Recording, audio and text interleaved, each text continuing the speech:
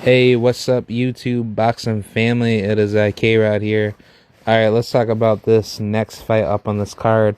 Huge big shout out to Abdullah Mason, aka Appetite for Smoke. Man, what a beautiful performance that he had up against Sam Noakes. Sam Noakes definitely won my respect as a fan. I was thinking he was a trash fighter. He was never good to begin with. And yeah, I mean, Abdullah Mason, he definitely put on a tough war with Sam, and I have to give credit where credit is to be due. Sam Noakes is a very good inside fighter that can easily knock your lights out if he gets you at a right position to hurt you. But I think with his previous experience up against the weaker competition, that did not get him ready to become a world champion at that particular level.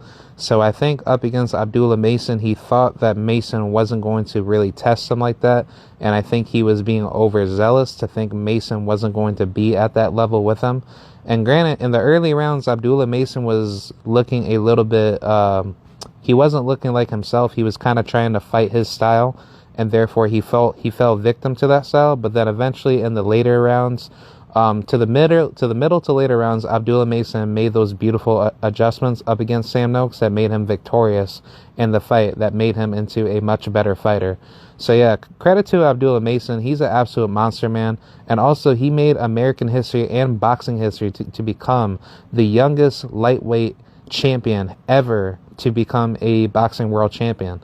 So Abdullah Mason becoming champion at 21 years old is quite a very interesting feat, and I think that's amazing. So shout out to Abdullah Mason and the whole family. This is a very great performance that he had done, and I think he's going to continue to do bigger and better things. I would like to see Abdullah Mason go for undisputed at 135, but if his body cannot allow it as he is continuing to grow, I'd like to see him drop the belt and go up to 140 if he's not able to make weight at 135. I know he's been at 135 for quite a long time, but either way, let's see where the future goes, and we can definitely see where things can go from here on out. So shout out to Abdullah Mason and shout out to Sam Noakes. I'd like to see a part 2 rematch in the future, but if not, may their careers continue to keep on getting better for both of them. And great performance. This is a great all-time classical fight. So shout out to Abdullah Mason and his whole family, and thank you, Abdullah Mason, for making history for American boxing and boxing history. So this is a great all-time classical fight, and don't forget about this great particular fight, guys.